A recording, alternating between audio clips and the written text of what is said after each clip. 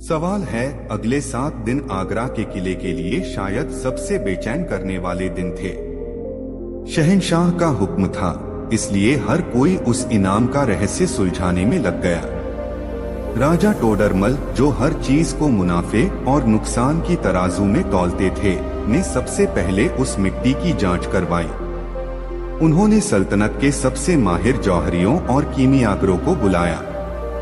मिट्टी को परखा गया, चखा गया, जलाया गया, मगर नतीजा सिफर रहा। वह बस एक आम खेत की सूखी मिट्टी थी, जिसमें सोने या किसी और कीमती धातु का एक कण भी नहीं था।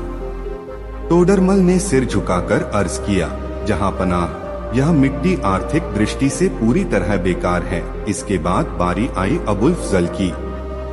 वह सल्तनत के सबसे बड़े विद्वान और इतिहासकार थे। उन्होंने उस जंग लगे चाकू और मुरझाए फूल को अपनी निगरानी में ले लिया। उन्होंने दुनिया भर की किताबें छान मारी। उन्होंने पुरानी सभ्यताओं के प्रतीकों और रस्मों का अध्ययन किया। क्या किसी पुराने साम्राज्य में ऐसे उपहारों का कोई जिक्र था? क्या यह किसी गुप्त संदेश का हिस्सा था? उन्होंने दिन रात एक कर दिए, मगर उन्हें कहीं भी ऐसा कोई सुराग नहीं मिला जिससे इस पहेली की एक भी गांठ खुल सके। उन्होंने हार मानकर कहा, आलम पनाह, मेरी सारी इल्मियत इस गुत्थी को सुलझाने में नाकाम रही। इतिहास में ऐसी किसी भेंट का कोई जिक्र नहीं है।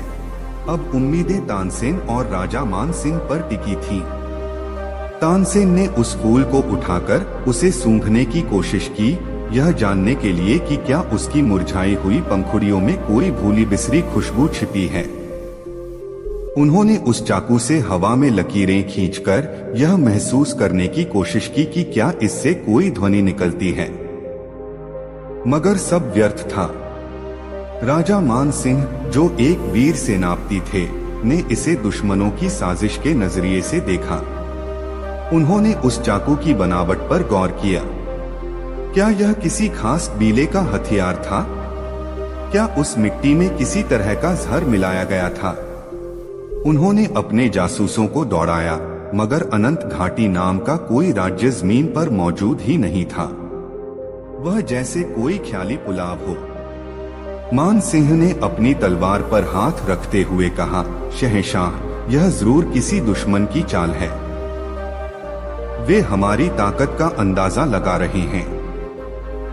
हमें अपनी सेना को तैयार रहने का हुक्म देना चाहिए। दरबार के बाकी अमीर और उमरा भी अपनी अपनी अटकलें लगा रहे थे। कोई कहता कि यह काला जादू है, तो कोई इसे आने वाली किसी मुसीबत का संकेत बता रहा था। मुल्ला दो प्याजा ने तो यहाँ तक कह दिया कि उस दूध की दाढ़ी में ही सारा राज छिपा था और उसे कटवा देना चाहिए था। दिन बीतते जा रहे थे और शहंशाह अकबर का गुस्सा और बेचैनी बढ़ती जा रही थी।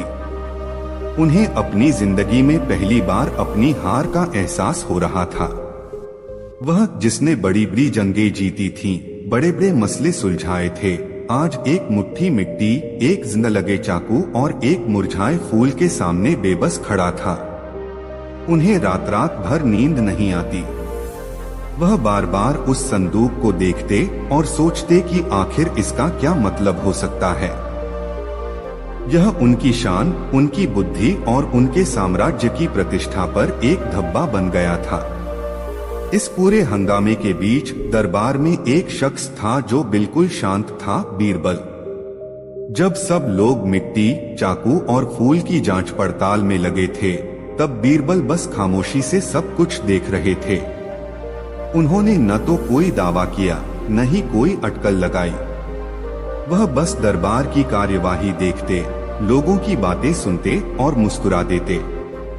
शहंशाह अकबर ने कई बार उन्हें टोका भी, बीरबल, क्या तुम्हारी अक्ल ने भी काम करना बंद कर दिया है? या तुम भी बाकियों की तरह हार मान चुके हो? इस पर बीरबल बस इतना कहते, जहां पनाह, कुछ पहेलियां दिमाग से नहीं, दिल से सुलझाई जाती हैं। मुझे बस थोड़ा और वक्त दीजिए। 6ठा दिन आ गया। कल सुबह उस इनाम का रहस्य बताने की आखिरी मोहलत थी। दरबार में मायूसी छाई हुई थी। शहंशाह अकबर का सब्र अब जवाब दे रहा था। उन्हें लगने लगा था कि कल सुबह उन्हें पूरी दुनिया के सामने शर्मिंदा होना पड़ेगा। उन्होंने आखिरी उम्मीद से बीरबल की तरफ देखा। बीरबल हमेशा की तरह शांत बैठे थे। शाम को जब सूरज ढल रहा था और आसमान में सिंदूरी रंग फैल गया था, बीरबल शहंशाह के निजी कक्ष में पहुंचे। अकबर उन्हें देखकर बोले, बोलो बीरबल, क्या तुम्हें कुछ सूझा या तुम भी हमारी नाकामी का तमाशा देखने आए हो? बीरबल ने मुस्कुराते हुए कहा, जहां पनाह गुत्थी सुलझ गई है। अकबर अपनी जगह से उछल पड़े। उनकी आंखों में उम्मीद की एक किरण जागी। उन्होंने बेचैनी से पूछा, क्या मतलब है इसका? जल्दी बताओ, बीरबल ने कहा।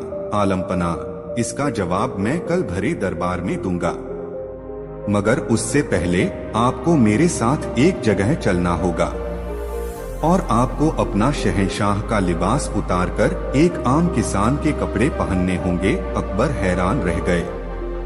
यह क्या बचकानी बात है बीरबल? हम इस वक्त एक किसान बनकर कहाँ जाएंगे? बीरबल ने सिर झुकाकर कहा, जहां पनाह, अगर आप उस इनाम का असली मतलब समझना चाहते हैं तो आपको यह करना ही होगा। आपको एक शासक की आंखों से नहीं बल्कि एक इंसान की आंखों से देखना होगा। अकबर कुछ देर सोचते रहे। खोने के लिए अब कुछ बचा नहीं था। उन्होंने बीरबल की बात मानने का फैसला किया। रात के अंधेरे में जब सारा आगरा सो रहा था, शहंशाह अकबर और बीरबल ने आम किसानों का भेष बदला और चुपके से किले से बाहर निकल गए। बीरबल उन्हें यमुना नदी के किनारे बसे एक छोटे से गांव में ले गए। गांव में पूरी तरह खामोशी थी। झोपड़ियों के बाहर टिमटिमाते दियों की रोशनी में वे एक झोपड़ी के पास जाकर रुक गए। अंदर से किसी औरत के रोने की आवाज आ रही थी। बीरबल ने दरवाजा खटखटाया। एक बूढ़े किसान ने दरवाजा खोला। उसकी आंखों में आंसू थे। बीरबल ने उससे पूछा, क्या बात है बाबा? सब खैरियत तो है? बूढ़े किसान ने रोते हुए बताया कि उसका जवान बेटा, जो उसके बुढ़ापे का एकमात्र सहारा था, आज शाम अचानक एक बीमारी से चल बसा। अब उसके पास कुछ नहीं बचा। उसकी सारी दुनिया उजड़ गई। अकबर, जो अब तक सिर्फ तख्त की ऊंचाई से लोगों के दुख दर्द के बारे में सुनते आए थे, आज पहली बार किसी के गम को इतने करीब से महसूस कर रहे थे। उस बूढ़े किसान के आंसू देखकर उनका दिल भी पसीज गया। वहां से निकलकर बीरबल उन्हें एक दूसरी झोपड़ी के पास ले गए। वहां अंदर कई बच्चे सहमे हुए बैठे थे और एक औरत अपने पति से लड़ रही थी। उसका पति एक सिपाही था और उसे कल सुबह जंग के लिए किसी दूर सरहद पर जाना था। औरत रो रो कर कह रही थी, तुम चले जाओगे तो हमारा क्या होगा? इन बच्चों को कौन पालेगा? क्या पता तुम वापस आओगे भी या नहीं। अकबर ने एक सिपाही के परिवार का यह डर और यह तकलीफ भी पहली बार अपनी आंखों से देखी। इसके बाद वे एक और घर के पास से गुजरे। वहां एक नौजवान लड़का अपनी माँ से कह रहा था, माँ, मुझे शहर जाना है, मुझे वहां काम ढूंढना है। इस गांव में रहकर मैं कभी बड़ा आदमी नहीं बन पाऊंगा। उसकी माँ उसे समझा रही थी, बेटा, अपनी जमीन, अपना घर छोड़कर कहाँ जाएगा? जो सुख यहाँ की मिट्टी में है वह परदेश में कहाँ मिलेगा? यह सब देखकर और सुनकर अकबर का मन बेचैन हो गया। उन्होंने बीरबल से पूछा, बीरबल, तुम मुझे यह सब क्यों दिखा रहे हो? इन लोगों के दुख दर्द का उस इनाम से क्या ताल्लुक? बीरबल ने जवाब दिया, जहां पनाह, ताल्लुक है, बहुत गहरा ताल्लुक है। चलिए अब वापस किले चलते हैं।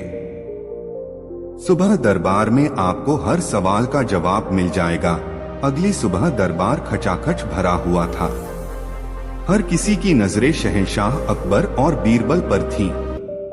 वह चंदन का संदूक अभी भी तिपाई पर रखा हुआ था। अकबर अपने सिंहासन पर बैठे, मगर आज उनके चेहरे पर गुस्से की जगह एक गहरी सोच थी। बीरबल अपनी जगह से उठे और उस संदूक के पास गए। उन्होंने सबसे पहले उसमें से एक मुट्ठी मिट्टी उठाई। उन्होंने मिट्टी को अपनी हथेली पर रखकर दरबारियों से पूछा, आप सबकी नजर में यह क्या है? किसी ने कहा, यह सिर्फ मिट्टी है। किसी ने कहा, यह बेकार है।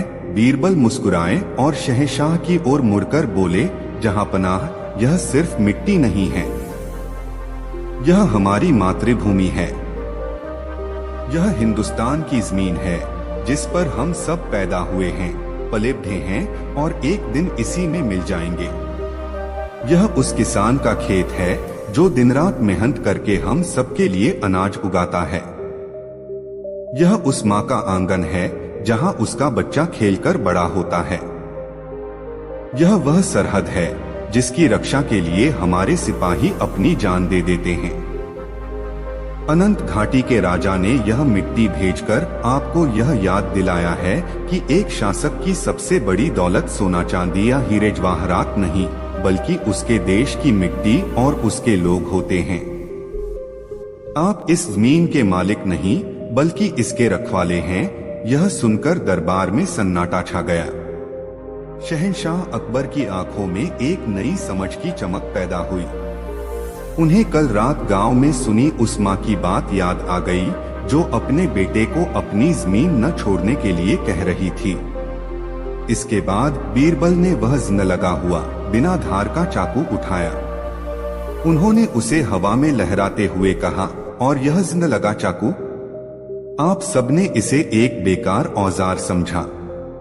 किसी ने इसे दुश्मन का हथियार कहा, मगर आप सब गलत थे।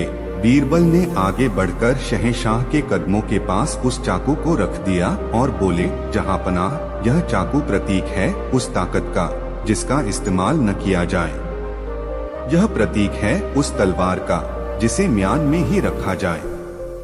अनंत घाटी के राजा आपको यह संदेश देना चाहते हैं कि एक महान शासक वह नहीं जो हर बात पर अपनी ताकत का प्रदर्शन करे और अपनी तलवार चलाए।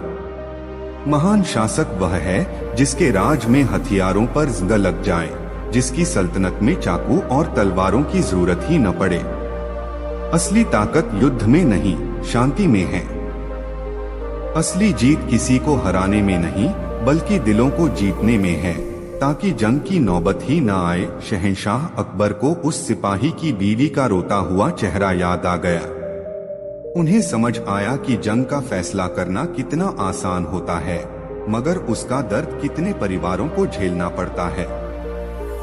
उनकी गर्दन सम्मान में झुक गई। अंत में बीरबल ने उस मुरझाए हुए बेजान फूल को अपने हाथ में लिया।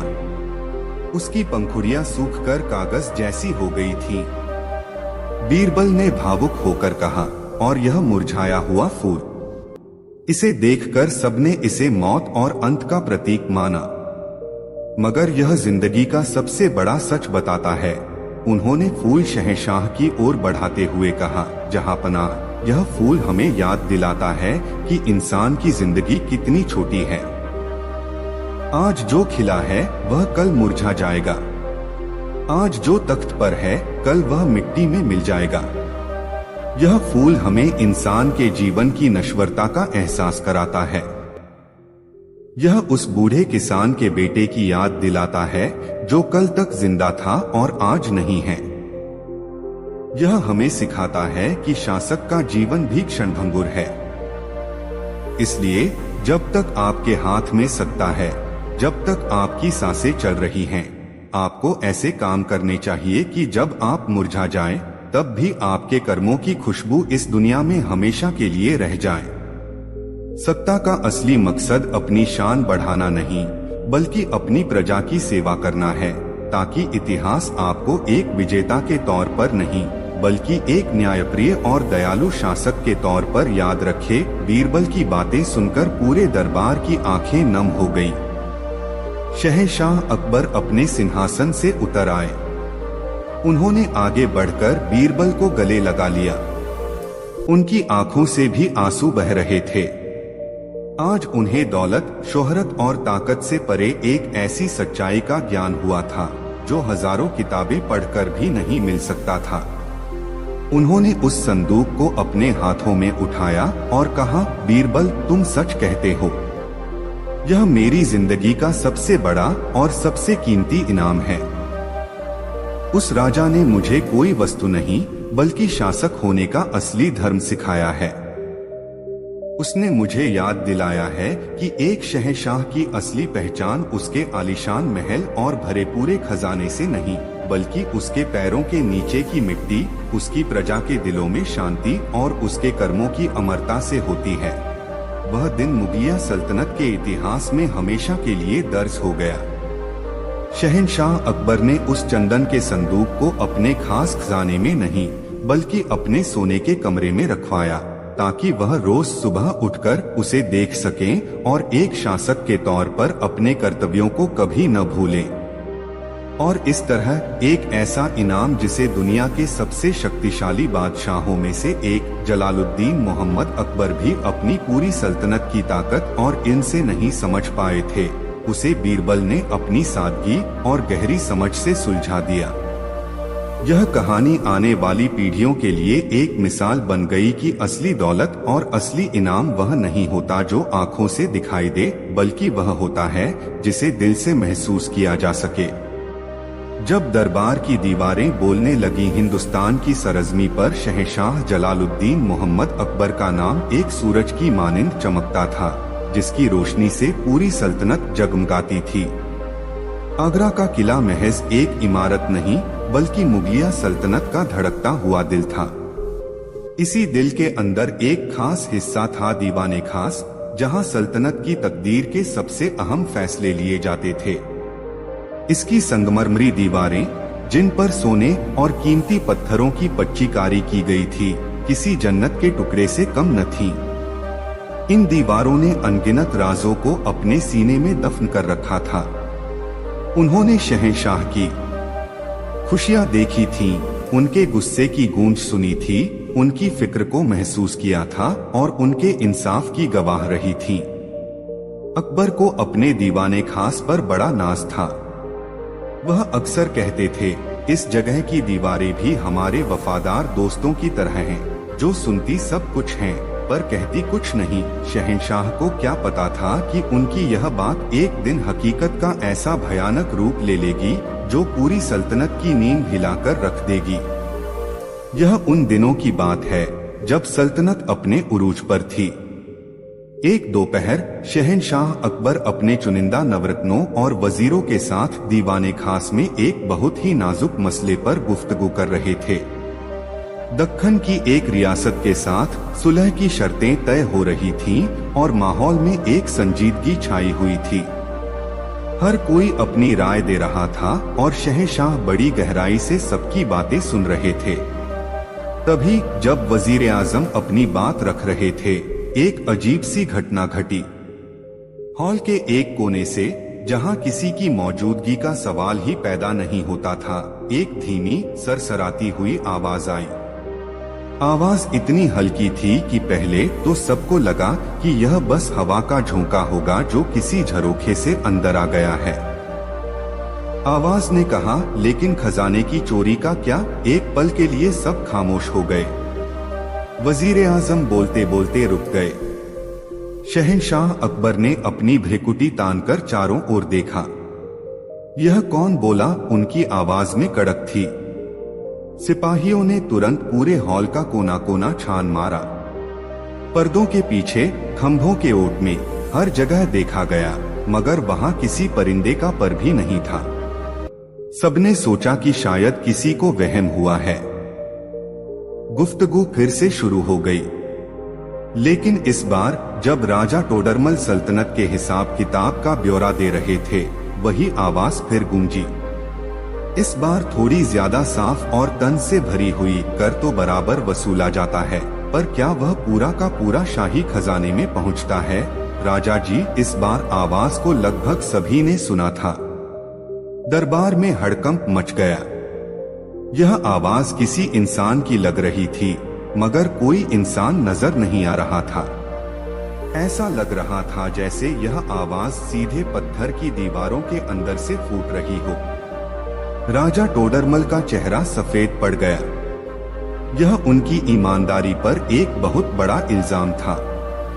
उन्होंने कांपते हुए कहा, जहांपनाह, यह कोई साजिश है।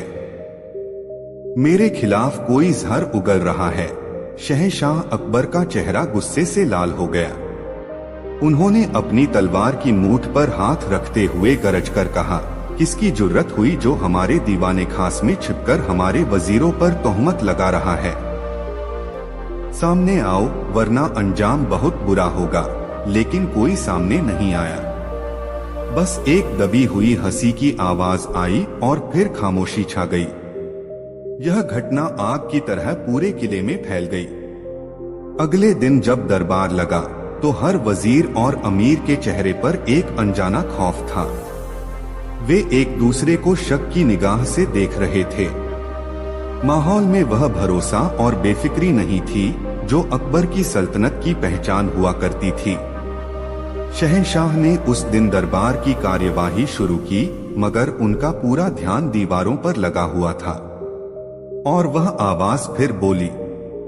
इस बार उसने सेनापति राजा मान सिंह को निशाना बनाया।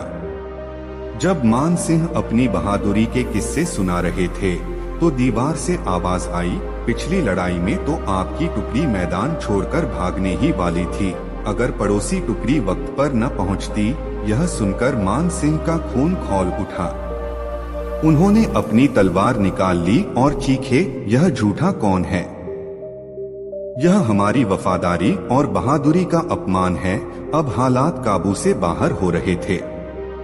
दीवाने खास, जो कभी सल्तनत का सबसे महफूज और भरोसेमंद मकाम हुआ करता था, अब एक खौफनाक जगह बन गया था। कोई भी वजीर खुलकर अपनी बात नहीं रख पा रहा था। हर किसी को डर था कि न जाने कब दीवारें उसके किसी छुपे हुए राज को उगल देंगी। सल्तनत के जरूरी काम रुकने लगे, क्योंकि कोई भी दीवाने खास में बैठक करने को तैयार नहीं था। शहंशाह अकबर की रातों की नींद उड़ गई। यह सिर्फ एक आवाज नहीं थी, यह उनके इकबाल, उनके शासन पर एक सीधा हमला था। कोई अदृश्य शक्ति उनके ही महल में बैठकर उन्हें चुनौती दे रही थी। उन्होंने सल्तनत के बड़े बड़े आलिमों, कीरों और तांत्रिकों को बुलवाया। किसी ने कहा कि यह किसी अतृप्त आत्मा का साया है, तो किसी ने इसे जिन्नात की हरकत बताया। झाड़फूंक हुई, दुआएं पढ़ी गईं, दीवारों पर पवित्र जल छिड़का गया, मगर कुछ भी काम न आया। आवाज जब चाहती तब बोल पड़ती और किसी न किसी की इज्जत को तार तार कर देती। वह कभी मुल्ला दो प्याजा के देर रात छिपकर खाने की आदत का मजाक उड़ाती, तो कभी किसी अमीर के कृष का जिक्र कर देती। दिन बीतते जा रहे थे और शहंशाह की बेबसी बढ़ती जा रही थी। उनके नवरत्न भी इस गुत्थी को सुलझाने में नाकामयाब हो चुके थे। हर कोई परेशान था, सिवाय एक शख्स के, बीरबल। बीरबल इस पूरी घटना के दौरान अजीब तरह से खामोश थे। जब सब डर और हैरत में डूबे थे, तब बीरबल बस दीवारों को घूरते रहते, उनकी बनावट को देखते, उन पर की गई नक्काशी को छूते और गहरी सोच में डूब जाते। शहंशाह ने कई बार उनसे झुंझलाकर पूछा, बीरबल, क्या तुम्हारी अक्ल घास चरने गई है? पूरी सल्तनत पर मुसीबत आई है और तुम खामोश तमाशा देख रहे हो। बीरबल हर बार बस मुस्कुराकर जवाब देते, जहांपनाह, जो चीज आंखों से दिखाई न दे, उसे समझने के लिए कानों से ज्यादा दिमाग का इस्तेमाल करना पड़ता है। मुझे बस थोड़ा वक्त और दीजिए। एक हफ्ता गुजर गया। अब तो हालत यह हो गई थी कि दीवाने खास में कोई कदम भी नहीं रखना चाहता था। शहंशाह को अपनी बैठकें दूसरी जगह करनी पड़ रही थीं, जो उनकी शान के खिलाफ था। आखिरकार उन्होंने तंग आकर एक फरमान जारी किया, अगर 3 दिन के अंदर इस बोलती हुई दीवार का राज नहीं खुला, तो हम इस दीवाने खास को ही तुड़वा देंगे। हम अपनी सल्तनत में ऐसा जादू टोना और वहम बर्दाश्त नहीं कर सकते। यह सुनकर बीरबल के चेहरे पर पहली बार चिंता की लकीरें उभरी। वह जानते थे कि दीवाने खास सिर्फ एक इमारत नहीं, बल्कि सैकड़ों कारीगरों की सालों की मेहनत और मुगलिया सल्तनत की शान का प्रतीक है। उसे तुड़वाना एक बहुत बड़ी भूल होगी। वह उसी शाम शहंशाह के पास पहुंचे और अर्ज किया, आलमपनाह, मुझे बस आज रात की मोहलत और दीजिए। कल सुबह तक या तो इस राज से पर्दा उठ जाएगा या फिर मैं भी आपके साथ मिलकर इस इमारत पर पहला हथौड़ा चलाऊंगा। अकबर ने उनकी बात मान ली। उस रात जब किला सो गया, बीरबल अकेले दीवाने खास में पहुंचे। उनके हाथ में बस एक मशाल और एक हथौड़ी थी।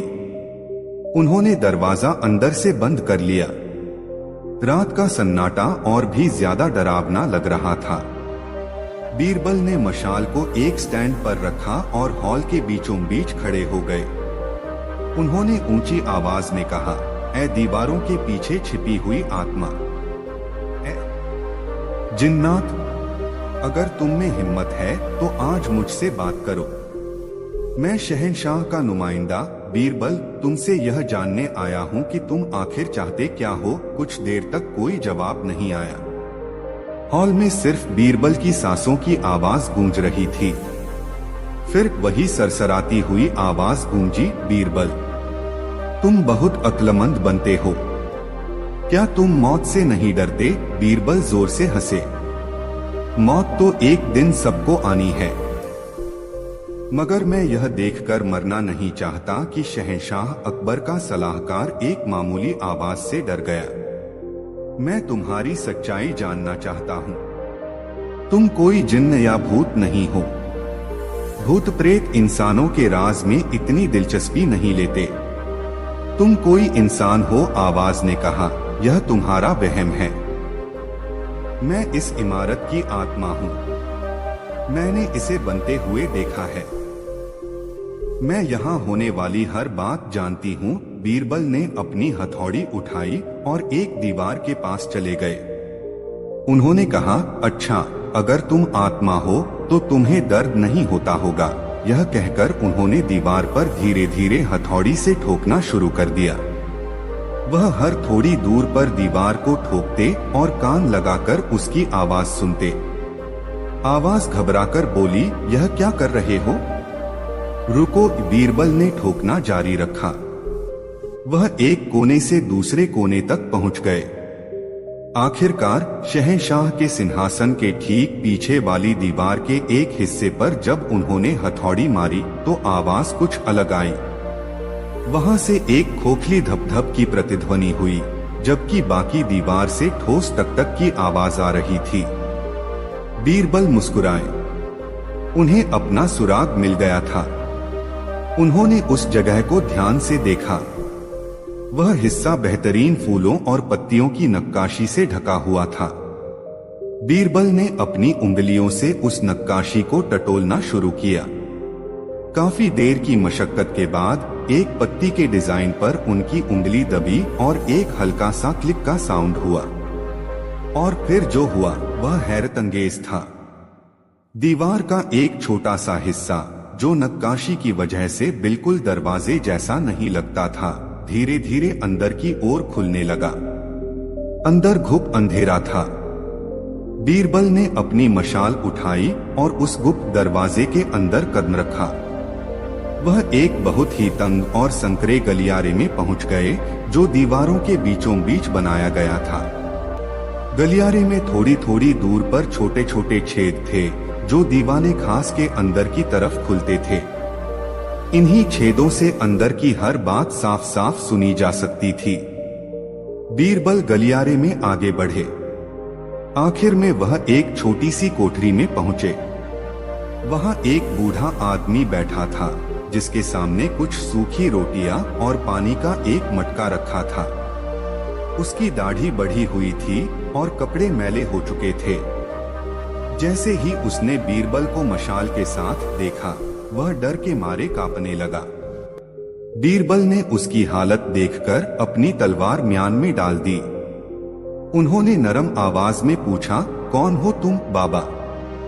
और यह सब क्या है? वह बूढ़ा आदमी फफक कर रो पड़ा।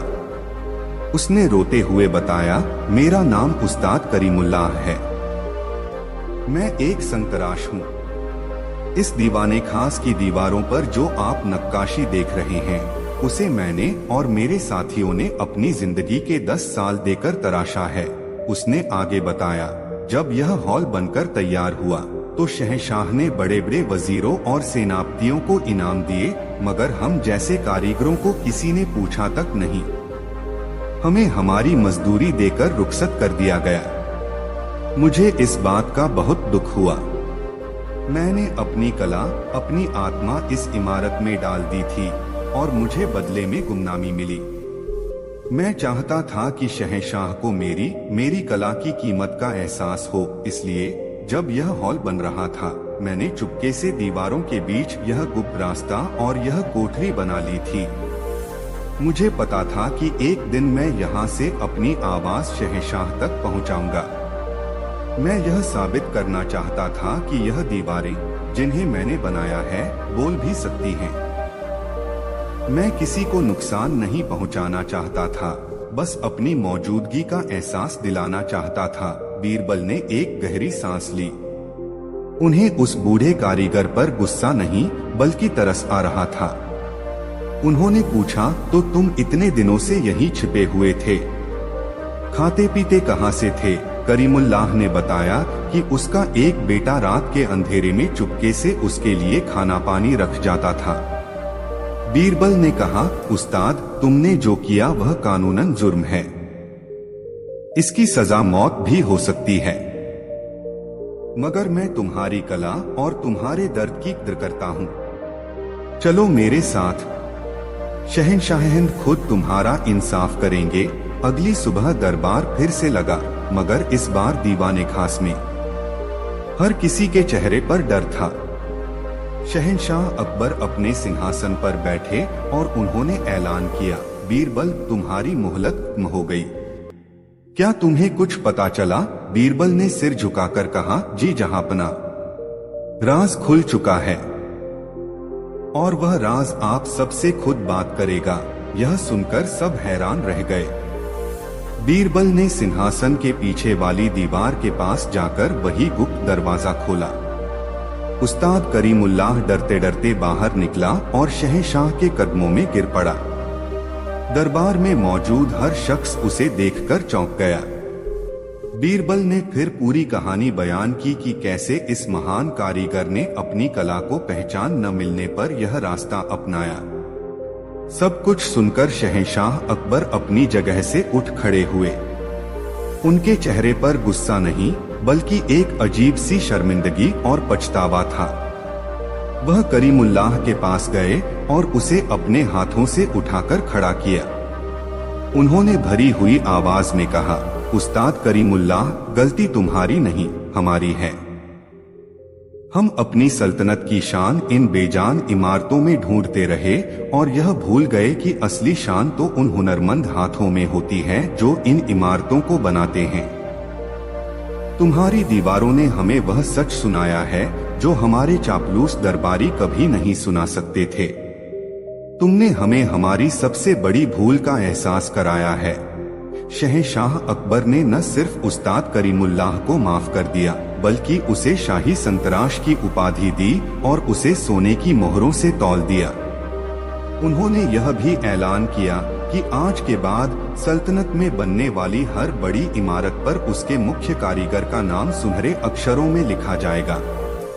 उस दिन के बाद दीवाने खास की दीवारें फिर कभी नहीं बोली, लेकिन उन्होंने शहंशाह अकबर और उनकी सल्तनत को एक ऐसा सबक सिखा दिया था जो इतिहास में हमेशा के लिए अमर हो गया। वह सबक यह था कि एक सल्तनत की असली नींव ईंट पत्थर नहीं बल्कि वे कारीगर, किसान, सैनिक और कलाकार होते हैं जिनके हुनर और वफादारी को अगर सम्मान न मिले तो सबसे मजबूत दीवारें भी एक दिन बोलने पर मजबूर हो जाती हैं। दरबार में आया ऐसा मेहमान जिसने सबको नंगा कर दिया। आगरा के किले में उस दिन सूरज कुछ ज्यादा ही शान से चमक रहा था। दीवान-ए-आम की रौनक देखने लायक थी। दूर दूर के सूबों से आए अमीर, मनसबदार और जागीरदार अपने कीमती लिबासों और जवाहरात की चमक से शहंशाह जलालुद्दीन मोहम्मद अकबर की आंखों को चौंधियाने की कोशिश कर रहे थे। हवा में कीमती इत्र और गुलाब जल की महक घुली हुई थी। हर चेहरा एक नकाब ओढ़े हुए था, वफादारी का, बहादुरी का, अक्लमंदी का या फिर खुशामद का। यह एक ऐसा मंच था जहां हर कोई अपना सबसे बेहतरीन किरदार निभा रहा था। शहंशाह अकबर को अपनी इस सल्तनत पर, अपने इन वफादार दरबारियों पर और इस आलीशान दरबार की हर एक चीज पर नाज था। उन्हें लगता था कि उन्होंने एक ऐसी दुनिया बनाई है जहां हर चीज कायदे और कानून से चलती है, जहां हर किसी का मर्तबा और उसकी जगह तय है। मगर उस दिन इस सजे सजाए मंच पर एक ऐसा मेहमान आने वाला था जिसे न तो कायदों की परवाह थी न मर्तबों का लिहाज, और वह अपने साथ कोई तोहफा नहीं बल्कि एक ऐसा आईना लेकर आ रहा था जिसमें हर किसी का असली चेहरा, उसका नंगा वजूद साफ नजर आने वाला था। दरबार की कार्यवाही अपने उरूज पर थी, तभी दरवाजे पर तैनात दरबानों के बीच एक हलचल हुई। एक शख्स बिना किसी इजाजत के, बिना किसी की परवाह किए सीधे दरबार के बीचों बीच चला आ रहा था। उसे देखकर सब हैरान रह गए। वह कोई अमीर या राजा नहीं था। उसके तन पर रेशम याजरी नहीं बल्कि बस एक सफेद बिना सिला हुआ चोगा था जो उसके घुटनों तक आता था। उसके पैर नंगे थे जिन पर सफर की धूल जमी थी। सिर पर जटाओं का अंबार था और दाढ़ी छाती तक फैली हुई थी, मगर उसकी आंखों में एक अजीब सी चमक और ठहराव था, जैसे समंदर की गहराई। उसके चेहरे पर न तो शहंशाह का खौफ था न दरबार की शानो शौकत का कोई असर। वह ऐसे चल रहा था जैसे किसी बागीचे में टहल रहा हो। सिपाहियों ने उसे रोकने के लिए अपनी तलवारें खींच लीं, मगर अकबर ने हाथ के इशारे से उन्हें रोक दिया। उनकी पारखी नजरें उस अजनबी को तौल रही थीं। उन्हें उस शख्स में कोई खतरा नहीं बल्कि एक गहरा रहस्य नजर आ रहा था। वह अजनबी ठीक सिंहासन के सामने आकर रुक गया। उसने न तो झुककर सलाम किया न ही कोई अल्फाज कहे, बस अपनी शांत नजरों से शहंशाह को देखता रहा। अकबर ने अपनी रोबदार आवाज में पूछा, कौन हो तुम और इस तरह बिना इजाजत के दरबार में घुस आने की जुर्रत कैसे की? उस शख्स के होठों पर एक हल्की सी मुस्कान तैर गई। उसने कहा, मेरा कोई नाम नहीं, क्योंकि नाम तो जिस्म की पहचान है और मैं जिस्म नहीं हूँ। मैं किसी से इजाजत नहीं लेता, क्योंकि मैं हवा की तरह हूँ जो कहीं भी आ जा सकती है। लोग मुझे अवधूत कहते हैं। मैं पहाड़ों से उतरा हूँ यह देखने की शहंशाह अकबर के दरबार की चमक सच्ची है या सिर्फ आंखों का धोखा। यह जवाब किसी गुस्ताखी से कम नहीं था। दरबार में कानाफूसी शुरू हो गई। मुल्ला दो प्याजा ने तो अपनी मूंछों पर ताव देते हुए कहा, जहां पनाह, यह कोई पागल या जासूस लगता है। इसे कैदखाने में डाल देना चाहिए। मगर अकबर पर उसकी बातों का गहरा असर हुआ था। उन्होंने पूछा, तो क्या देखा तुमने? अवधूत ने अपनी नजरें पूरे दरबार पर घुमाई और फिर शहंशाह की आंखों में झांकते हुए कहा, मैंने देखा कि यहाँ हर कोई कपड़ों के बोझ तले दबा हुआ है। कीमती कपड़ों के, ऊंचे ओहदों के कपड़ों के, झूठी शान और इज्जत के कपड़ों के। यहाँ कोई भी वैसा नहीं है जैसा वह असल में है। मैं यहाँ किसी को शर्मिंदा करने नहीं आया बल्कि आजाद करने आया हूँ। अकबर हैरान थे। आजाद करने? किससे आजाद करने? अवधूत ने कहा, इन कपड़ों से। मैं इस दरबार में मौजूद हर एक शख्स को, जहाँ पनाह आपको भी नंगा कर सकता हूँ। यह सुनते ही पूरे दरबार में जैसे भूचाल आ गया। नंगा शब्द सुनते ही सबकी इज्जत पर बन आई। राजा मान सिंह गुस्से से खड़े हो गए। की अपनी ज़बान को लगाम दे। यह शहंशाहन का दरबार है, कोई सराय नहीं। मगर अवधूत जरा भी विचलित नहीं हुआ। उसने शांत भाव से कहा, सेनापति जी, गुस्सा आपकी बहादुरी का लिबास है जिसे पहनकर आप अपनी उस चिंता को छिपाते हैं कि कहीं अमन के ज़माने में आपकी अहमियत कम न हो जाए। यह एक ऐसा तीर था जो सीधा निशाने पर लगा था। मान सिंह एक पल के लिए सन्न रह गए। यह बात उनके दिल के किसी कोने में दबी हुई एक सच्चाई थी जिसे आज तक किसी ने नहीं जाना था। उनका चेहरा पड़ गया। अकबर अब समझ गए थे कि यह कोई आम फकीर नहीं है। यह जिस्म को नहीं बल्कि रूह को नंगा करने की बात कर रहा है। उनकी उत्सुकता बढ़ गई। उन्होंने इस खेल को खेलने का फैसला किया। उन्होंने कहा, ठीक है अवधूत, हमें तुम्हारा दावा मंजूर है। तुम हमारे दरबारियों को नंगा करो। हम भी तो देखें कि इन कपड़ों के नीचे कौन क्या है। शुरुआत किससे करोगे? इस पूरे हंगामे में बीरबल, जो हमेशा की तरह खामोशी से सब कुछ देख और सुन रहे थे, बस मंद मंद मुस्कुरा रहे थे। अवधूत ने अपनी नजरें राजा टोडरमल पर टिका दी, जो सल्तनत के खजाने के इंचार्ज थे और अपनी ईमानदारी और उसूलों के लिए मशहूर थे। अवधूत ने कहा, राजा जी, आप सल्तनत के सबसे भरोसेमंद इंसान माने जाते हैं। आपका हर हिसाब, हर पाई बिल्कुल दुरुस्त होती है। मगर क्या आप बताएंगे कि जब रात को आप अपनी तिजोरी में सल्तनत की मोहरों को गिनते हैं तो आपको उनकी खनक में संगीत क्यों सुनाई देता है? आपको उस सोने पर अपना अधिकार क्यों महसूस होता है?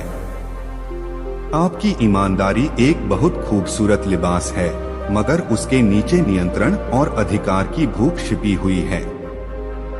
आप सिर्फ एक वजीर नहीं बल्कि उस खजाने के असली मालिक होने का ख्वाब देखते हैं। राजा टोडरमल कांप उठे। उनका चेहरा, जो हमेशा आत्मविश्वास से दमकता था, आज पसीने से भीग गया। यह एक ऐसी सच्चाई थी जिसे उन्होंने खुद से भी छिपाकर रखा था। आज एक अजनबी ने उसे भरे दरबार में बेपर्दा कर दिया था। अब दरबार में खौफ का माहौल बनने लगा। हर कोई डर रहा था कि अगला नंबर उसका न हो। लोग एक दूसरे से नजरें चुरा रहे थे। जिन लिबासों पर उन्हें कल तक नाज था, आज वही उन्हें चुभ रहे थे। अवधूत अब दरबार के मुख्य काजी की तरफ मुड़ा, जो अपने लंबे चोगे और बड़ी दाढ़ी में बड़े दीन-ईमान वाले लग रहे थे। अवधूत ने कहा, काजी साहब, आप दिन भर लोगों को इंसाफ और सच्चाई का पाठ पढ़ाते हैं, मगर क्या आप उस नौजवान लड़के का चेहरा भूल गए जिसे आपने चोरी के छोटे से जुर्म में सख्त सजा सुनाई थी, सिर्फ इसलिए क्योंकि उसने आपके बेटे की शिकायत की थी? आपका इंसाफ का चोगा बहुत लंबा और सफेद है, मगर उसके नीचे इंतकाम का एक काला दाग छिपा हुआ है। काजी साहब की आंखें शर्म से झुक गईं। वह एक शब्द भी न बोल सके। अवधूत एक एक करके दरबारियों के पास जाता और उनके सबसे गहरे, सबसे छुपे हुए राज, डर, लालच और घमंड को उजागर करता जाता। उसने एक शायर से कहा कि तुम शहंशाह की तारीफ में सीधे इसलिए नहीं पढ़ते कि तुम्हें उनकी अक्लमंदी पसंद है, बल्कि इसलिए कि तुम्हें इनाम में मिलने वाली अशरफिया पसंद है। उसने एक अमीर से कहा कि तुम्हारा लंगर गरीबों के लिए नहीं बल्कि अपनी वाहवाही के लिए चलता है। पूरा दरबार, जो कुछ देर पहले तक शानो शौकत का नमूना लग रहा था, अब एक अजीब सी खामोशी और शर्मिंदगी में डूब गया था। ऐसा लग रहा था जैसे हर कोई सच में नंगा हो गया हो और अपने नंगेपन को छिपाने के लिए कोई जगह न हो। सबके सिर झुके हुए थे।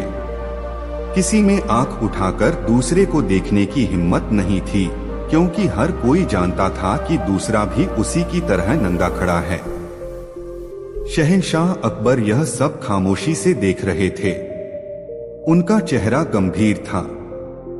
आज उन्हें पहली बार अपने दरबार का एक ऐसा चेहरा दिख रहा था जो उन्होंने कभी नहीं देखा था। यह चापलूसी और वफादारी के पर्दों के पीछे का असली चेहरा था। अब जब लगभग सारे बड़े दरबारी बेपर्दा हो चुके थे, अवधूत आखिरकार शहंशाह अकबर की ओर घूमा। पूरे दरबार की सांसें रुक गईं। अब क्या होगा? क्या यह फकीर शहंशाह हिंद को भी नंगा करने की जुर्रत करेगा? अवधूत ने शहंशाह की आंखों में देखा और कहा, जहांपना, आपने इतने बड़े बड़े मुल्क फतह किए, बड़ी बड़ी जंगें जीती, अपनी सल्तनत को आसमान की बुलंदियों तक पहुंचाया। आपका नाम इतिहास में हमेशा के लिए अमर हो गया है। मगर क्या आप हर रात सोने से पहले यह नहीं सोचते कि कहीं आने वाली नस्लें आपको एक विजेता के तौर पर तो याद रखेंगी, लेकिन एक अच्छे इंसान के तौर पर भूल जाएंगी? क्या आपको यह डर नहीं सताता कि आपकी बनाई यह आलीशान इमारतें तो रहेंगी, मगर आपके इंसाफ के किस्से वक्त की धूल में खो जाएंगे? जहां पनाह, आपकी बादशाहत आपका सबसे शानदार लिबास है, मगर उसके नीचे अमर हो जाने की बेचैनी और भुला दिए जाने का खौफ छिपा हुआ है। यह सुनकर अकबर अपने सिंहासन पर जड़ हो गए। अवधूत ने उनके दिल के उस सबसे गहरे और अनखे डर को छू लिया था जो उन्हें अक्सर तन्हाई में परेशान करता था। यह डर किसी जंग में हारने का नहीं, बल्कि इतिहास में हार जाने का था। आज पहली बार उन्हें लगा कि वह शहंशाह नहीं, बल्कि एक आम इंसान है, जिसमें वही डर और वही कमजोरियां हैं जो किसी में भी हो सकती हैं। उनकी आंखों के कोने भीग गए। अब पूरे दरबार में एक ही शख्स बचा था जिस पर सबकी निगाहें थीं, बीरबल। दरबारियों के मन में एक उम्मीद जागी। बीरबल, जो हर किसी की बोलती बंद कर देता था, जो अपनी हाजिर जवाबी और अक्लमंदी के लिए मशहूर था, आज इस कीर के सामने जरूर बेबस हो जाएगा। आज बीरबल का नकाब भी उतरेगा। अवधूत धीरे धीरे बीरबल के पास गया, जो अब भी अपनी जगह पर शांत खड़े मुस्कुरा रहे थे। अवधूत ने बड़ी गहराई से बीरबल की आंखों में झांका, जैसे उनकी रूह के अंदर तक उतर जाने की कोशिश कर रहा हो। दरबार में सन्नाटा इतना गहरा था कि लोग अपनी धड़कनें भी सुन सकते थे। काफी देर तक बीरबल को देखने के बाद अवधूत ने अपना सिर झुकाया और मुस्कुरा दिया। उसने वापस शहंशाह की ओर मुड़कर कहा, जहां पनाह, मैं माफी चाहता हूं। मैं अपना दावा पूरा नहीं कर सका। मैं आपके पूरे दरबार को नंगा करने में नाकाम रहा। अकबर ने हैरानी से पूछा, क्या मतलब? तुमने तो सबको बेपर्दा कर दिया। अवधूत ने बीरबल की ओर इशारा करते हुए कहा, नहीं जहांपनाह, मैं इस शख्स को नंगा नहीं कर सका। सब चौंक गए। अवधूत ने अपनी बात आगे बढ़ाई, मैंने बहुत कोशिश की, मगर मुझे इस शख्स पर कोई लिबास ही नहीं मिला जिसे मैं उतार सकूं। यह जैसा बाहर से दिखता है, वैसा ही अंदर से है। इसकी हंसी इसकी खुशी का लिबास नहीं, बल्कि इसकी आदत है। इसकी अक्लमंदी इसके घमंड का लिबास नहीं, बल्कि इसका स्वभाव है। इसकी वफादारी शहंशाह को खुश करने का लिबास नहीं, बल्कि इसका ईमान है। यह शख्स पहले से ही नंगा है, इसलिए इसे नंगा नहीं किया जा सकता। यह सुनना था कि पूरे दरबार में एक गूंज उठी। जो लोग बीरबल को शर्मिंदा होते देखना चाहते थे, उनके सिर और भी ज्यादा झुक गए। आज बीरबल की जीत उनकी हाजिर जवाबी से नहीं, बल्कि उनकी सच्चाई से हुई थी। शहंशाह अकबर अपने सिंहासन से उतरे।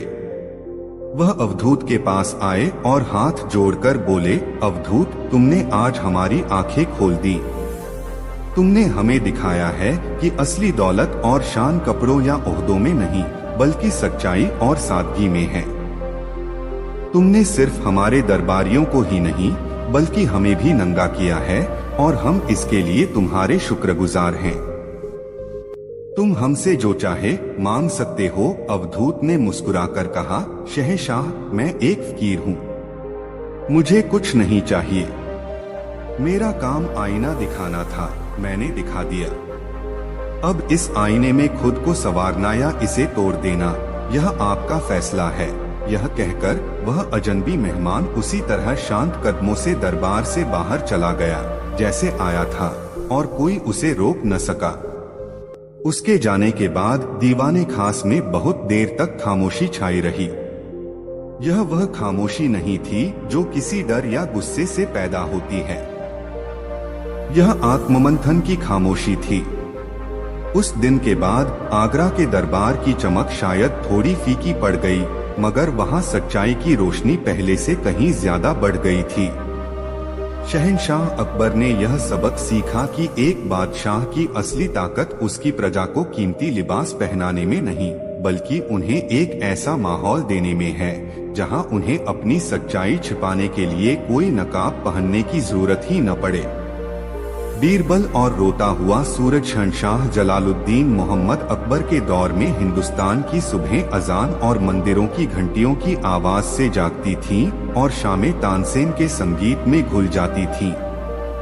आगरा का किला महज पत्थर और गारे की एक इमारत नहीं था, बल्कि वह मुगलिया सल्तनत का धड़कता हुआ दिल था, जहां से उठने वाली हर एक धड़कन पूरे मुल्क की तकदीर लिखती थी। शहंशाह का इकबाल बुलंद था, खजाने भरे हुए थे और सरहदें महफूज थीं। अकबर को अपनी सल्तनत पर, अपनी प्रजा पर और सबसे ज्यादा अपनी अक्ल और इंसाफ पर नाज था। उन्हें लगता था कि कुदरत भी उनके शासन से खुश है, तभी तो आसमान साफ रहता है, जमीन सोना उगलती है और हवाओं में अमन का पैगाम बहता है। मगर इंसान का गुमान और कुदरत का इम्तिहान, दोनों का कोई वक्त मुकर्रर नहीं होता। एक सुबह कुछ ऐसा हुआ जिसने शहंशाह के गुमान को और सल्तनत के अमन को एक साथ चुनौती दे डाली। वह एक आम सुबह थी। सूरज हमेशा की तरह पूरब से निकला, मगर आज उसकी रोशनी में वह ताजगी और वह सुनहरी चमक नहीं थी। आसमान में कोई बादल नहीं था, फिर भी सूरज की किरणें धुंधली और बोझिल लग रही थीं, जैसे किसी बीमार की आंखें। लोगों ने आसमान की तरफ देखा और उनकी नजरें वहीं ठहर गईं। सूरज के चारों ओर एक हल्का सा, रुपहला सा घेरा बन गया था और उस घेरे से मोतियों जैसी महीन बूंदें या शायद रोशनी के जर्रे बहुत धीरे धीरे जमीन की तरफ आ रहे थे। हवा में वह इतने हल्के थे कि महसूस भी नहीं होते थे, मगर धूप में उनकी झिलमिलाहट साफ दिख रही थी। ऐसा लगता था मानो सूरज रो रहा हो और ये उसके सुनहरे आंसू हों जो जमीन पर बरस रहे हैं। पहले तो लोगों ने इसे कोई मौसमी करामात समझा, मगर जब घंटों तक यह सिलसिला जारी रहा तो दिलों में एक अनजाना खौफ बैठने लगा। यह खबर जंगल की आग की तरह आगरा की गलियों से होती हुई शाही किले की दीवारों तक जा पहुंची। शहंशाह अकबर जब अपने झरोखे से बाहर तशरीफ लाए तो उन्होंने भी वही मंजर देखा। उनकी छाती में पहली बार एक सिहरंसी दौड़ी। यह क्या था? यह कौन सी आसमानी आफत थी जिसका कोई जिक्र किसी किताब में नहीं था? उन्होंने फौरन दीवाने खास में एक आपातकालीन बैठक बुलाई। दरबार में सल्तनत के सभी नवरत्न और बड़े बड़े अमीर उमरा मौजूद थे, मगर हर चेहरे पर हवाइयां उड़ रही थीं। सबकी नजरें झुकी हुई थीं, जैसे वे सूरज से नजर मिलाने की हिम्मत न कर पा रहे हों। अकबर अपने सिंहासन पर विराजमान हुए, मगर उनकी आवाज में हमेशा वाला रोब नहीं, बल्कि एक गहरी चिंता थी। आप सब अपनी अपनी फील्ड के माहिर हैं। कोई इल्म का समंदर है तो कोई बहादुरी की मिसाल। हमें बताइए यह क्या हो रहा है? आसमान में हमारा सूरज, हमारी सल्तनत का रोशन सितारा आज आंसू क्यों बहा रहा है? दरबार में एक गहरा सन्नाटा छा गया। अबुल फजल ने अपनी जिंदगी में हजारों पन्ने तारीख और इल्म पर लिखे थे, मगर आज उनकी कलम खामोश थी। उन्होंने सिर झुकाकर अर्ज किया, जहां पनाह, मैंने यूनान से लेकर मिस्र तक की पुरानी किताबों का अध्ययन किया है, मगर ऐसी किसी घटना का जिक्र कहीं नहीं मिला। यह कुदरत का कोई ऐसा राज है जो हमारी समझ से बाहर है। राजा टोडरमल, जो हर चीज को नफे नुकसान और हिसाब किताब की तराजू में तौलते थे, ने कहा, आलम पनाह, इस घटना का असर सल्तनत के कारोबार पर पड़ रहा है। बाजारों में लोग डरे हुए हैं, किसान खेतों में जाने से घबरा रहे हैं। अगर यह सिलसिला जारी रहा तो हमारी अर्थव्यवस्था को भारी नुकसान पहुंच सकता है। राजा मान सिंह ने अपनी तलवार की मूठ पर हाथ रखते हुए कहा, शहंशाह, हमें इसे सिर्फ कुदरत का खेल नहीं समझना चाहिए। हो सकता है यह हमारे किसी पड़ोसी दुश्मन की कोई नई चाल हो, कोई काला जादू या कोई वहम फैलाने की साजिश। हमें अपनी सरहदों पर चौकसी बढ़ा देनी चाहिए। दिन बीतते गए मगर सूरज का रोना बंद नहीं हुआ। अब यह सिर्फ आगरा में नहीं बल्कि सल्तनत के दूरदराज के सूबों से भी यही खबरें आने लगी। लोगों का डर अब वहम से निकलकर यकीन में बदल रहा था। हर कोई अपनी अपनी तरह से मतलब निकाल रहा था। किसान कह रहे थे कि धरती माता नाराज हैं, इसलिए सूरज देवता रो रहे हैं और अब फसलें तबाह हो जाएंगी। व्यापारी कह रहे थे कि यह सल्तनत के बुरे दिनों की निशानी है, अब कारोबार में बरकत नहीं रहेगी। मौलवियों और पंडितों ने इसे शहंशाह के किसी गुनाह का नतीजा बताना शुरू कर दिया। मस्जिदों में खास दुआएं होने लगीं और मंदिरों में बड़े बड़े यज्ञों का आयोजन किया जाने लगा। लोग घरों में दुबक गए, गलियां वीरान हो गईं। एक हंसती खेलती सल्तनत पर एक अनदेखे मातम का साया पड़ गया था। शहंशाह अकबर की रातों की नींद और दिन का चैन हराम हो गया। उन्होंने सल्तनत के सबसे बड़े हकीमों और ज्योतिषियों को तलब किया। उन्होंने अपनी अपनी पोथियां खोली, सितारों की चाल का हिसाब लगाया, मगर हर कोई बेबस था।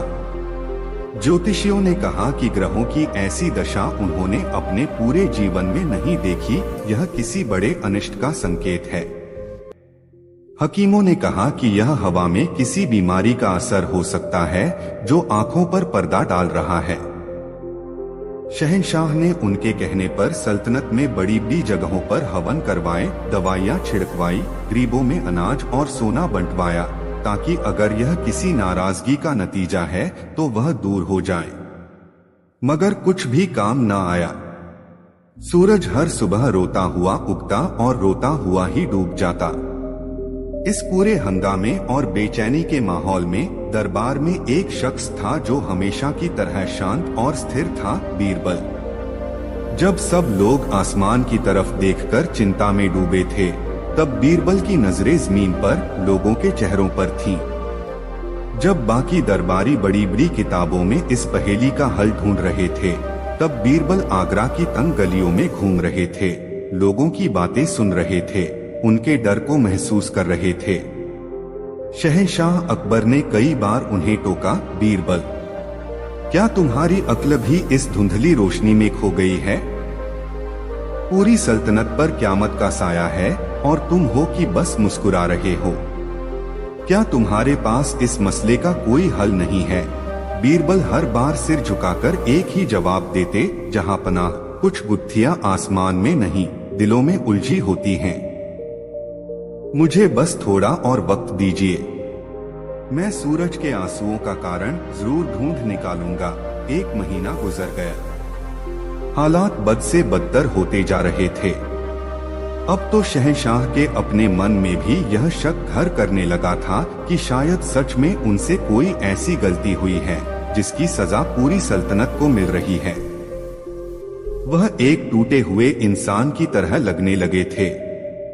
एक शाम वह अपने बाग में अकेले टहल रहे थे, तभी बीरबल उनके पास पहुंचे। अकबर ने उन्हें देखकर एक ठंडी आह भरी और कहा, बोलो बीरबल, क्या तुम्हें कुछ पता चला या तुम भी आज अपनी हार मानने आए हो? बीरबल ने मुस्कुराते हुए कहा, जहां पनाह, गुत्थी सुलझ गई है। मुझे पता चल गया है कि सूरज क्यों रो रहा है और मैं वादा करता हूँ कि कल शाम तक मैं उसे हंसाकर दिखाऊंगा। अकबर को अपने कानों पर यकीन नहीं हुआ। उन्होंने हैरानी से पूछा, यह तुम क्या कह रहे हो बीरबल? यह कैसे मुमकिन है? हमने क्या कुछ करके नहीं देख लिया? बीरबल ने कहा, आलम पनाह, हमने सब कुछ किया, बस एक काम नहीं किया। हमने सूरज की आंखों से नहीं बल्कि अपनी आंखों से उसे देखा, उसका दर्द समझने की कोशिश नहीं की। खैर, अब आप बस मुझ पर भरोसा रखें और एक फरमान जारी करें। बीरबल ने शहंशाह के कान में अपनी योजना बताई। योजना सुनकर अकबर को पहले तो बहुत अजीब लगा। उन्हें लगा कि बीरबल का दिमाग फिर गया है। मगर अब उनके पास बीरबल पर भरोसा करने के सिवा कोई और चारा भी नहीं था। उन्होंने भारी मन से बीरबल की बात मान ली। अगली सुबह पूरी सल्तनत में शहंशाह का एक अजीबोगरीब फरमान सुनाया गया। ढिंढोरची मुनादी कर रहे थे, शहंशाह हिंद के हुक्म से आज पूरे मुल्क में मातम का दिन मनाया जाएगा। हर शहर, हर गांव, हर घर में हर शख्स सिर्फ अपनी जिंदगी के दुखों को, अपनी परेशानियों को और अपनी तकलीफों को याद करेगा। किसी को भी हंसने या मुस्कुराने की इजाजत नहीं है। हर कोई अपनी सबसे बड़ी तकलीफ को एक कागज पर लिखेगा और शाम को शहर के सबसे बड़े मैदान में जमा होगा। जो भी इस हुक्म को नहीं मानेगा उसे सख्त सजा दी जाएगी। यह फरमान सुनकर लोग और भी ज्यादा डर गए। उन्हें लगा कि अब तो शहंशाह ने भी मान लिया है कि सल्तनत पर कोई बहुत बड़ी मुसीबत आने वाली है। खैर, हुक्म शहंशाह का था तो मानना ही था। उस दिन पूरे हिंदुस्तान में एक अजीब सा माहौल था। हर कोई अपने घर में बैठकर अपनी जिंदगी की परेशानियों को याद कर रहा था। किसान अपने सूखे खेत और कृषि को याद करके रो रहा था। सिपाही जंग में मारे गए अपने साथी को याद कर रहा था। माँ अपने बीमार बच्चे की तकलीफ में आंसू बहा रही थी। अमीर आदमी अपने व्यापार में हुए घाटे का मातम कर रहा था। हर किसी ने अपनी सबसे बड़ी तकलीफ को एक कागज पर लिखा। शाम होते होते आगरा के सबसे बड़े मैदान में तिल रखने की जगह नहीं थी। लाखों की भीड़ जमा थी और हर चेहरे पर उदासी और मायूसी थी। मैदान के बीचों बीच एक बहुत बड़ा अलाव जलाया गया था। शहंशाह अकबर और बीरबल भी एक ऊंचे मंच पर मौजूद थे। बीरबल ने माइक हाथ में लिया और कहा, भाइयों और बहनों, आज हम सब यहाँ अपने अपने दुख लेकर जमा हुए हैं। शहंशाह चाहते हैं कि आज कोई भी अपना दुख अकेले न सहे। इसलिए अब आप सब एक एक करके आगे आएंगे और अपने दुख की चिट्ठी को इस आग में डालने से पहले उसे जोर से पढ़कर सबको सुनाएंगे। यह सुनकर लोगों में एक झिझक सी फैल गई। अपना दुख सबके सामने कहना बहुत मुश्किल काम था। तभी एक बूढ़ा किसान हिम्मत करके आगे बढ़ा। उसकी कमर झुकी हुई थी और आंखों से आंसू बह रहे थे। उसने कांपती हुई आवाज में अपनी चिट्ठी पढ़ी। मेरा दुख यह है कि इस साल बारिश न होने से मेरी पूरी फसल बर्बाद हो गई और मुझ पर साहूकार का भारी कर्ज चढ़ गया है। अब मैं अपने बच्चों को क्या खिलाऊंगा, मुझे नहीं पता। यह कहकर उसने अपनी चिट्ठी आग में डाल दी। उसकी कहानी सुनकर भीड़ में मौजूद कई लोगों की आंखें नम हो गईं। इसके बाद एक औरत आगे आई। उसने रोते हुए पढ़ा, मेरा दुख यह है कि मेरा इकलौता बेटा एक लाइलाज बीमारी से पीड़ित है। हकीमों ने जवाब दे दिया है। मैं हर रोज उसे अपनी आंखों के सामने तिल तिल मरते हुए देखती हूँ। उसकी बात सुनकर उस बूढ़े किसान ने सोचा, मेरा दुख तो बस फसल का है, इस माँ के दुख के सामने तो मेरा दुख कुछ भी नहीं। फिर एक नौजवान सिपाही आगे आया। उसकी एक टांग नकली थी। उसने कहा, मेरा दुख यह है कि मैंने जंग में अपनी टांग गंवा दी। अब मैं न तो अपनी सल्तनत के लिए लड़ सकता हूँ और न ही अपने परिवार का पेट पाल सकता हूँ। मैं सबकी नजरों में एक बोझ बन गया हूँ। उसकी बात सुनकर उस औरत ने सोचा, मेरा बेटा बीमार है मगर जिंदा तो है। इस नौजवान ने तो देश के लिए अपना सब कुछ खो दिया। एक एक करके लोग आते गए और अपना अपना दुख सुनाते गए। किसी का घर जल गया था, किसी का व्यापार डूब गया था, किसी ने अपने किसी अजीज को खो दिया था। जैसे जैसे लोग अपनी कहानियां सुना रहे थे, एक अजीब सी बात हो रही थी। जो लोग अब तक सिर्फ अपने दुख में डूबे हुए थे, वे दूसरों का दुख सुनकर यह महसूस करने लगे कि उनका अपना दुख तो कुछ भी नहीं है। उन्हें पहली बार एहसास हुआ कि दुनिया में वे अकेले दुखी नहीं हैं, बल्कि उनसे भी ज्यादा तकलीफ में जीने वाले लोग मौजूद हैं। किसान को लगा कि फसल तो अगले साल फिर आ जाएगी, मगर उस माँ का बेटा वापस नहीं आ सकता। उस माँ को लगा कि बेटा बीमार है, मगर कम से कम वह अपाहिज तो नहीं है।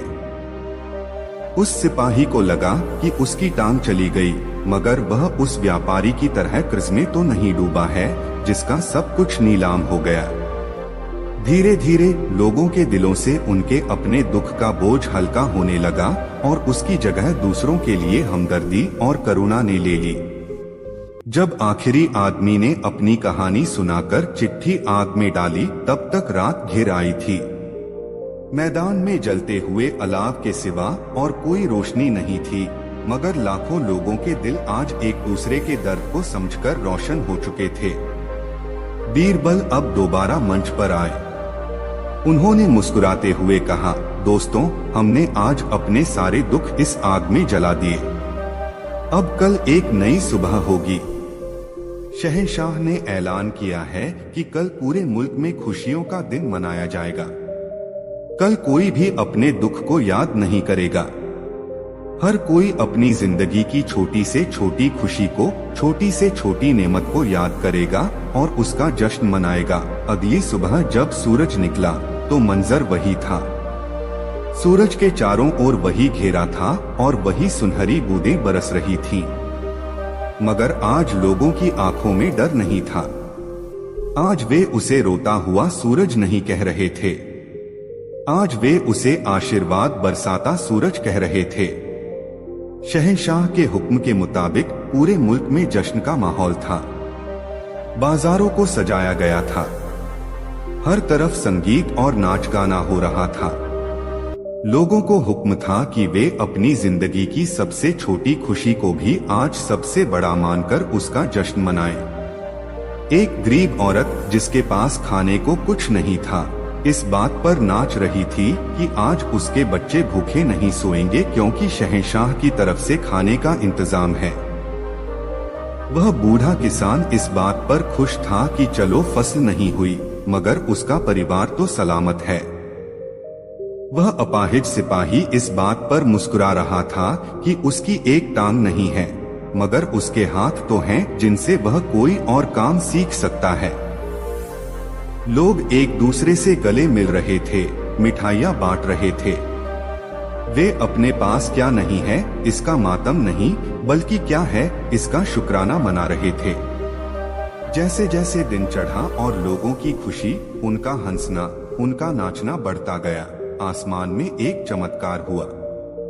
सूरज की रोशनी में वही धुंधलापन अब भी था, मगर आज लोगों को वह सुनहरे आंसू नहीं, बल्कि आसमान से होती हुई सुनहरी फूलों की बारिश लग रही थी।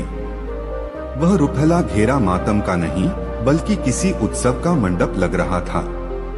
शाम को जब सूरज डूब रहा था, अकबर और बीरबल किले की छत पर खड़े यह सब देख रहे थे।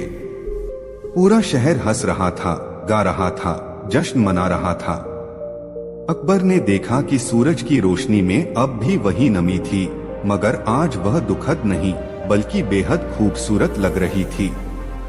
उन्होंने बीरबल से पूछा, बीरबल, यह सब क्या है? सूरज तो अब भी वैसा ही है, फिर यह सब बदल कैसे गया? बीरबल ने मुस्कुराते हुए जवाब दिया, जहांपना, सूरज कभी रो ही नहीं रहा था। यह तो बस एक मौसमी घटना थी। रो तो हम सब रहे थे। हमारी प्रजा, हमारी सल्तनत, आप और हम सब अपने अपने डरों में, अपनी अपनी चिंताओं में, अपने अपने दुखों में डूबे हुए थे। जब हम अंदर से रो रहे थे, तो हमें बाहर सूरज भी रोता हुआ नजर आ रहा था। दुनिया हमें वैसी ही दिखती है जैसे हम अंदर से होते हैं। आज जब हम सब खुश हैं, शुक्रगुजार हैं, तो वही सूरज हमें आशीर्वाद बरसाता हुआ और जश्न मनाता हुआ दिख रहा है। गलती सूरज की नहीं, हमारे देखने के नजरिए की थी। शहंशाह अकबर निशब्द होकर बीरबल को देखते रह गए। आज उन्हें अपनी जिंदगी का सबसे बड़ा सबक मिला था। एक बादशाह सल्तनत की जमीन पर हुकूमत कर सकता है, मगर लोगों के दिलों पर हुकूमत नहीं कर सकता। और जब तक दिलों में डर और दुख रहेगा, तब तक सबसे रोशन सूरज भी रोता हुआ ही नजर आएगा। उस दिन के बाद वह आसमानी घटना कुछ दिनों में अपने आप खत्म हो गई, मगर वह अपनी सल्तनत के दिलों पर एक गहरी छाप छोड़ गई। लोगों ने सीखा कि दुख को बांटने से वह कम होता है और खुशी को बांटने से वह बढ़ती है। और शहंशाह अकबर ने सीखा कि एक शासक का सबसे बड़ा कर्तव्य अपनी प्रजा को सिर्फ रोटी, कपड़ा और मकान देना ही नहीं, बल्कि उन्हें एक ऐसा नजरिया देना भी है जिससे वे सबसे मुश्किल हालात में भी उम्मीद की एक किरण देख सकें। बीरबल का ऐसा जवाब, जो अकबर को सोचने पर मजबूर कर गया। शहंशाह जलालुद्दीन मोहम्मद अकबर के दौर में आगरा का किला सिर्फ हिंदुस्तान की सरजमी पर हुकूमत नहीं करता था, बल्कि वह इल्म, हुनर और अक्लमंदी का एक ऐसा रोशन मीनार था जिसकी चमक दूर दूर तक फैली हुई थी। दीवाने खास की संगमरमरी दीवारें गवाह थीं उन बहसों की जहां दुनिया के सबसे पेचीदा मसलों को सुलझाया जाता था। अकबर, जो खुद इल्म के बेहद शौकीन थे, अक्सर अपने नवरत्नों के साथ बैठकर ऐसे सवाल उठाते थे जो इंसान की सोच की हदों को चुनौती देते थे।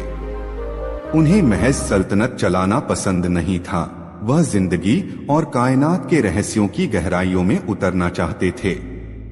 यह उन दिनों की बात है जब मुगलिया सल्तनत का सूरज अपने पूरे उरूज पर था। दक्खन से लेकर काबुल तक अकबर के नाम का डंका बजता था। खजाने लबालब भरे थे और सरहदों पर ऐसा अमन था कि सिपाही अपनी तलवारों पर धार देना भी भूलने लगे थे। ऐसे ही एक खुशगवार दिन, जब दरबार अपनी पूरी शानो शौकत के साथ सजा हुआ था, शहंशाह अकबर के दिल में एक अजीब सा ख्याल आया। उन्होंने अपने चारों ओर देखा, कीमती पर्दों, सोने के सिंहासन, हीरे जवाहरात से लदे अमीरों और वफादारी का दम भरते नवरत्नों को। उन्हें अपनी ताकत, अपनी सल्तनत और अपनी कामयाबी पर बेहद नाज महसूस हुआ। उन्हें लगा कि उन्होंने दुनिया की हर बड़ी चीज को अपने कदमों में झुका दिया है। इसी गुमान और गहरी सोच में डूबे हुए उन्होंने दरबार में एक सवाल उछाला, जो सुनने में तो बहुत सीधा साधा था, मगर उसकी गहराइयों में एक पूरा समंदर छिपा था। शहंशाह ने अपनी रोबदार आवाज में कहा, हमारे ज़हन में एक सवाल है और हम चाहते हैं कि हमारे नवरत्न अपनी अक्ल के घोड़े दौड़ाकर हमें इसका जवाब दें। सवाल यह है, इस दुनिया में, इस पूरी कायनात में सबसे बड़ी चीज क्या है? यह सवाल सुनते ही दरबार में एक संजीदा खामोशी छा गई। यह कोई मामूली सवाल नहीं था। इसका जवाब शहंशाह की सोच और दरबार की अक्लमंदी का पैमाना तय करने वाला था। हर कोई एक ऐसा जवाब सोचना चाहता था जो न सिर्फ सही हो, बल्कि शहंशाह को खुश भी कर दे। कुछ देर की खामोशी के बाद सेनापति राजा मान सिंह, जिनकी रगों में बहादुरी का खून दौड़ता था, अपनी जगह से उठे।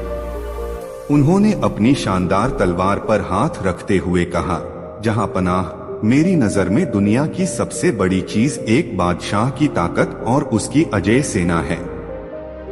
एक ऐसी सेना जिसके कदमों की आहट से दुश्मनों के दिल दहल जाए और जिसकी एक हुंकार से सल्तनतें नक्शे से मिट जाएं। आपकी सेना, आलम पनाह, जो दुनिया के किसी भी कोने में फतह का परचम लहरा सकती है, वही सबसे बड़ी है। शहंशाह अकबर मुस्कुराए। यह जवाब उनकी शान को बढ़ाने वाला था। उन्होंने सिर हिलाकर मान सिंह को बैठने का इशारा किया। अब बारी राजा टोडरमल की थी, जो सल्तनत के वित्तीय मामलों के बेताज बादशाह थे। हर चीज को आंकड़ों और हिसाब किताब की तराजू में तौलना उनकी आदत थी। वह अदब से खड़े हुए और बोले, आलम पनाह, ताकत बेशक बहुत बड़ी चीज है, मगर सेना भी खाली पेट नहीं लड़ सकती। मेरी समझ से दुनिया की सबसे बड़ी चीज सल्तनत का खजाना और उसकी अर्थव्यवस्था है। सोना और चांदी, जिनसे किसी भी ताकत को खरीदा जा सकता है, जिनसे अकाल के समय प्रजा का पेट भरा जा सकता है और जिनसे आलीशान इमारतें और सड़कें बनवाई जा सकती हैं। एक भरा हुआ खजाना ही एक सल्तनत की असली ताकत और सबसे बड़ी चीज है। शहंशाह को यह जवाब भी पसंद आया। इसमें हकीकत थी और दूरदर्शिता भी। इसके बाद सल्तनत के सबसे बड़े विद्वान और इतिहासकार अबुल फजल की बारी आई। उनकी दुनिया तलवारों और सिक्कों से नहीं बल्कि अल्फाजों और किताबों से बनी थी। उन्होंने अपनी नरम लेकिन गहरी आवाज में कहा, जहां पनाह, सेनाएं वक्त के साथ थक जाती हैं और खजाने खाली हो सकते हैं। सिकंदर जैसे विजेता भी मिट्टी में मिल गए। मेरी राय में दुनिया की सबसे बड़ी चीज इंसान का नाम और उसका ज्ञान है, जो उसके जाने के बाद भी सदियों तक जिंदा रहता है। आपका नाम जलालुद्दीन मोहम्मद अकबर आज जितना बड़ा है, आने वाले 1000 सालों तक इससे भी ज्यादा बड़ा होगा। किताबें और इल्म ही वह सबसे बड़ी चीज है जो इंसान को अमर बना देती हैं। यह एक ऐसा जवाब था जिसने अकबर के दिल को छू लिया। उन्हें अपनी सल्तनत से ज्यादा अपने नाम और अपनी विरासत की फिक्र थी। वह बहुत खुश हुए। एक एक करके बाकी दरबारियों ने भी अपने अपने जवाब दिए। किसी ने अल्लाह का खौफ कहा, किसी ने माँ की दुआ को सबसे बड़ा बताया, तो मुल्ला दो प्याजा ने चापलूसी की हद पार करते हुए कह दिया, जहां पनाह, दुनिया की सबसे बड़ी चीज तो आपका दिल है, जिसमें पूरी सल्तनत समाई हुई है। दरबार कहकहों से गूंज उठा। शहंशाह हर जवाब से खुश थे, मगर उन्हें कहीं न कहीं यह महसूस हो रहा था कि कोई भी जवाब मुकम्मल नहीं है। उनकी नजरें उस एक शख्स को ढूंढ रही थीं, जो अब तक खामोश बैठा था और चेहरे पर एक रहस्यमयी मुस्कान लिए यह सारा तमाशा देख रहा था, बीरबल। अकबर ने उसकी तरफ देखकर कहा, बीरबल, हमारे सारे नवरत्नों ने अपनी अक्ल के मोती बिखेर दिए। बस एक तुम हो जो खामोश बैठे हो। क्या तुम्हारे पास हमारे सवाल का कोई जवाब नहीं है? या तुम यह मानते हो कि तुमसे बेहतर जवाब पहले ही दिए जा चुके हैं? दरबार में मौजूद बीरबल के दुश्मन मन ही मन खुश हो रहे थे। उन्हें लगा कि आज बीरबल फंस गया है। अब वह ऐसा क्या नया कह देगा जो इतने बड़े बड़े विद्वानों ने नहीं कहा। बीरबल अपनी जगह से उठे। उन्होंने शहंशाह को अदब से सलाम किया और फिर अपनी शांत और साफ आवाज में बोले, जहां पनाह, मेरे सभी साथियों ने जो कहा वह सब अपनी अपनी जगह पर बहुत बड़ा और बहुत सही है, मगर मेरी नाचीज समझ के मुताबिक दुनिया की सबसे बड़ी चीज इनमें से कोई नहीं है। यह सुनते ही दरबार में सन्नाटा छा गया। यह सीधे सीधे बाकी नवरत्नों की अक्ल को चुनौती थी। अकबर की त्योरियां चढ़ गईं। उन्होंने कहा, तो फिर बताओ बीरबल, तुम्हारी नजर में दुनिया की सबसे बड़ी चीज क्या है? बीरबल ने एक पल के लिए आंखें बंद की और फिर उन्हें खोलकर सीधे शहंशाह की आंखों में देखते हुए कहा, जहां पनाह, दुनिया में सबसे बड़ी चीज है जरूरत। एक शब्द का यह जवाब किसी को समझ नहीं आया। जरूरत? यह कैसा जवाब था? दरबार में दबीबी हंसी की लहर दौड़ गई। एक दरबारी ने फुसफुसाकर कहा, लगता है बीरबल का दिमाग चल गया है। जरूरत भला सेना और खजाने से बड़ी कैसे हो सकती है? अकबर भी हैरान थे। उन्हें यह जवाब बचकाना और बेतुका लगा। उन्होंने झुंझलाकर कहा, यह क्या मजाक है बीरबल? तुम जरूरत जैसी मामूली चीज की तुलना एक शहंशाह की ताकत और सल्तनत के खजाने से कर रहे हो। अपनी बात को साबित करो, वरना आज तुम्हारी खैर नहीं। बीरबल के चेहरे पर शिकन तक नहीं आई। उन्होंने मुस्कुराते हुए कहा, आलम पनाह, मैं अपनी बात जरूर साबित करूंगा, मगर इसके लिए आपको मुझे 2 दिन का वक्त देना होगा और मेरे साथ एक छोटे से सफर पर चलना होगा। और हाँ, आपको अपना शहंशाह का लिबास उतारकर एक आम सौदागर का भेष अपनाना होगा। यह शर्त सुनकर अकबर को गुस्सा तो बहुत आया, मगर उनकी उत्सुकता गुस्से पर हावी हो गई। वह बीरबल के दिमाग की गहराई देखना चाहते थे। उन्होंने कहा, ठीक है, हमें मंजूर है। हम तुम्हें 2 दिन का वक्त देते हैं। अगर तुम अपनी बात साबित न कर सके तो अंजाम याद रखना। अगली सुबह सूरज निकलने से पहले ही अकबर और बीरबल ने आम सौदागरों के कपड़े पहने और 2 घोड़ों पर सवार होकर चुपके से किले से बाहर निकल गए। बीरबल उन्हें आगरा शहर से बहुत दूर उस रेगिस्तानी इलाके की तरफ ले जा रहे थे, जहां दूर दूर तक पानी और हरियाली का नामो निशान नहीं था। कई घंटों तक चलने के बाद दोपहर तक वे एक ऐसे बियाबान में पहुंच गए जहां सूरज आग उगल रहा था और गर्म हवा के थपेड़े जिस्म को झुलसा रहे थे। उनके साथ जो पानी था वह खत्म हो चुका था। अकबर, जिन्हें अपने आलीशान महल में ठंडे शरबत पीने की आदत थी, उनका हलक प्यास से कांटा बन गया। उनके होंठ सूख गए और आंखों के आगे अंधेरा छाने लगा। शहंशाह हिंद, जिनकी एक आवाज पर लाखों जानें हाजिर थीं, आज पानी की एक बूंद के लिए तरस रहे थे। उन्होंने कमजोर आवाज में कहा, बीरबल, अब और नहीं चला जाता। कहीं पानी का इंतजाम करो, वरना हम यहीं मर जाएंगे। बीरबल ने कहा, जहां पनाह, थोड़ा सब्र रखें, शायद आगे कुछ मिल जाए। कुछ और दूर चलने पर उन्हें एक शख्स अपनी भेड़ें चराता हुआ मिला। वह एक पेड़ की छाव में बैठा था और उसके पास मिट्टी की एक सुराही रखी थी। बीरबल और अकबर उम्मीद से उसकी तरफ लपके। बीरबल ने उस चरवाहे से कहा, भाई, क्या हमें थोड़ा पानी मिल सकता है? हम बहुत प्यासे हैं। चरवाहे ने उन्हें ऊपर से नीचे तक देखा और कहा, इस सुराही में बस 2 घूंट पानी बचा है, जो मेरे लिए है। यहाँ दूर दूर तक कोई कुआं नहीं है। मैं यह पानी तुम्हें नहीं दे सकता। अब अकबर से रहा नहीं गया। उन्होंने अपनी शाही अकड़ दिखाते हुए कहा, तुम जानते नहीं हम कौन हैं। हमें पानी दो, हम तुम्हें इसकी कीमत देंगे। चरवाहे ने बेपरवाही से कहा, तुम कोई भी हो, इस रेगिस्तान में पानी सोने से भी ज्यादा कीमती है। मैं इसे नहीं बेचूंगा। अकबर की हालत अब बहुत खराब हो रही थी। उन्होंने अपनी उंगली से अपनी बेशकीमती हीरे की अंगूठी उतारी और चरवाहे के सामने करते हुए कहा, यह लो। इस एक अंगूठी की कीमत पर तुम्हारे जैसे 10 गांव बस सकते हैं। यह ले लो और हमें बस 1 घूंट पानी दे दो। चरवाहे ने उस चमकती हुई अंगूठी को देखा, फिर सुराही को, और मुस्कुराकर बोला, सौदागर, तुम्हारी यह अंगूठी यहाँ मेरे किस काम की? मैं इसका क्या करूँगा?